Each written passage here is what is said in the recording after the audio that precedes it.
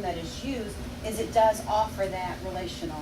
As you were a real short exposure to that, it does offer people to get comfortable and to converse, and for those relationships to be built. Okay, but there is some things, if you choose to be a facilitator or show up as a mentor ally, that you will need to do. Biggest one is show up and be nice. But I'm going to go through just a few tips and techniques that I have that's just an undercurrent of being in the leadership part of a birth of a family group or a family life group. Something for you to keep in mind, if whatever role you choose to step into. Everything in your folder that we're covering is in your folder today. So they're on different pieces of paper, but this one is tips, tricks, and techniques. And if you choose to be a facilitator, a great facilitator will come prepared. Now, what does that mean? Does that mean you have to spend 3, 4, 5 hours getting into the notes and researching and making an outline? Absolutely not. The program is set up for busy people. The program is set up for people to take it off the shelf and come and be prepared to facilitate. You're not going to follow exactly word for word in the facilitation guide if you so choose not to. You might just glance down at it and see, oh, this is where I want to take it. But really, your group is what's going to lead your conversation. Some people are comfortable, though, having a little bit more guidance. So the facilitation guides are written for that, but we really encourage you not to read step by step by step, because it puts a barrier up between you and your people that you're facilitating with, and you can't read your audience that way if you're trying to get to the next step. That next step might not ever be uncovered. God might not have that in his plan for the evening for you to cover that next step. He might have a totally different guide for you to go. As a facilitator, you want to be able to read your audience. As people start talking about something, your whole plan might just be gone for the night, because you're going to go with this, and people are going to start talking about maybe something completely different. We've experienced in our family life groups where a couple might come in and they're in the midst of a crisis. And we start talking about something, and before you know it, they're opening up and they're reaching out to the people that are in the room with them. Well, then what we were going to cover that night usually just gets slid over, and we minister to that couple. So you just need to read your audience. A facilitator needs to be comfortable to be able to do that. If you are a Sunday school teacher, or I have a teaching degree and I used to teach, it's really difficult, because that's what I learned to do. I followed the guide, and I had to get to the next point. And I'm rushing conversations. Why? Because we're not going to get this covered tonight. So I had to pull back and learn. It was a shift for me. It still is. So they're going to come prepared. Take some time to become familiar with your lesson, just so you know where you're heading. Be familiar enough to know what were the tipping points going to be. What do I want to make sure we cover? If we get to the social norm, how am I going to bring in the godly principle? If you have worksheets, the guides do have worksheets, and sometimes they have activities. You might do an activity. Have those prepared. A facilitator doesn't tell other people what to think. It's hard. We want to give you the answer. We want to say, oh, this is what, but you don't do that. Let them discover that. Get up there and open that curtain and let them see that the world is not flat. Take them up, but don't say anything. Try not to tell them. A great facilitator will guide the participants to consider other ways to view your subjects. Again, you're going to kind of just guide the conversation. If you have a person that's chatty patty or whatever, and they're constantly manipulating or monopolizing the conversation, you do have that. Every group almost has that.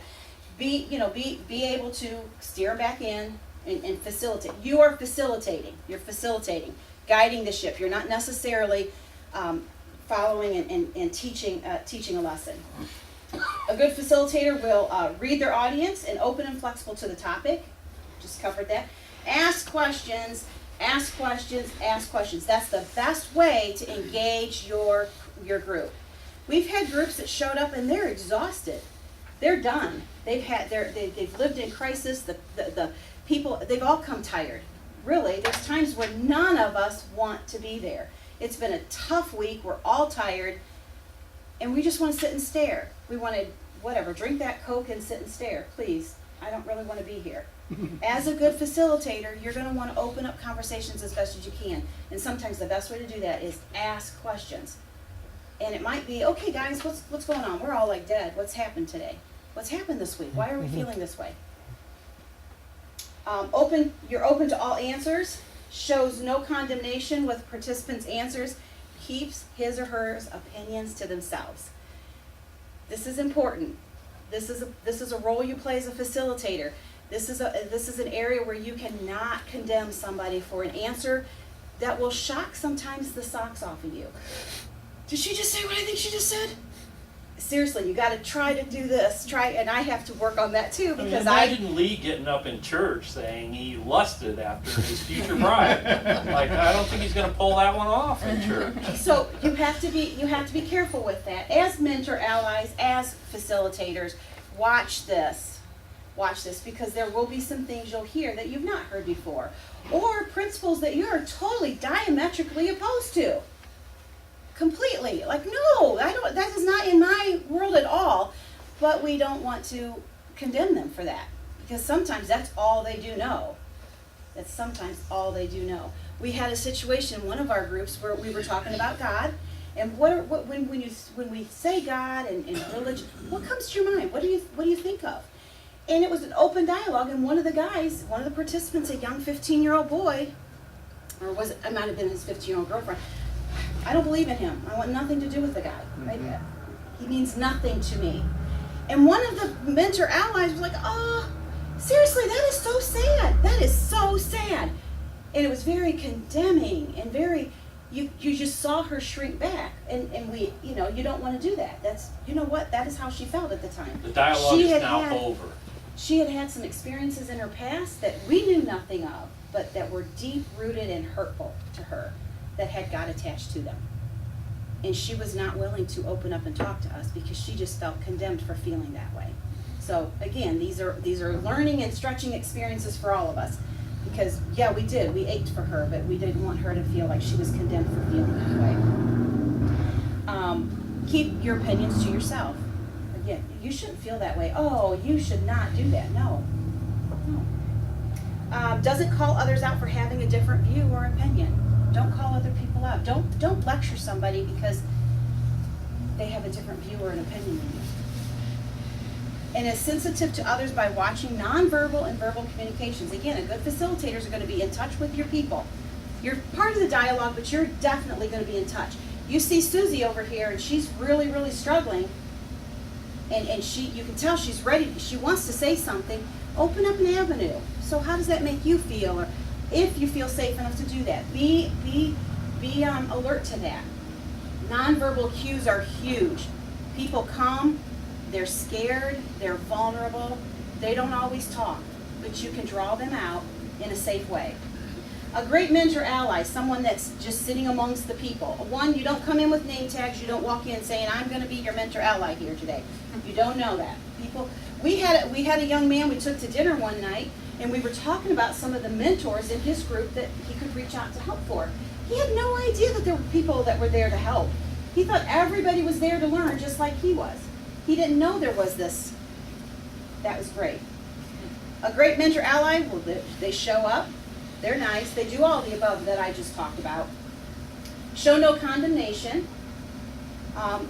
Always be willing to speak the truth in love. Like Kevin said, this is a fishing hole. You get that nibble, and they start talking to you. They might confide some things in you. Be willing to speak the truth in love, and have a good, reasonable understanding of biblical principles. Because both the facilitators and mentor allies, if you're going to give advice, make sure it's biblical advice. If you can't give biblical advice, good biblical advice, and I'm not saying bang them over the head with the Bible, but if you can't do that, then just keep your mouth shut. If you don't know what to say to them, and they come to you with a problem or a situation that you're really perplexed about, and I'm not really sure what to tell them, I want to give them my opinion, but I don't know how biblical that is, who could you go talk to? Who could you go talk to as a participant if you're not quite sure what to do? You could come talk to me, but I don't have the answer for you. Then what? You could go to the Bible. Who else? Our pastors. We could absolutely go to our pastors. How thrilled will our pastors be if people in our community start going to our pastors saying, you know, I have this situation and I'm not quite sure what to tell them? Do you think that would excite a pastor to be able to pour into somebody that's willing to go out and fish and make a disciple? Absolutely, it's going to knock their socks off. Again, it's a whole community, effort. It's really quite awesome. So I think those were the tips and techniques I wanted to cover. Anybody have any questions between like what I just covered that made that pretty clear?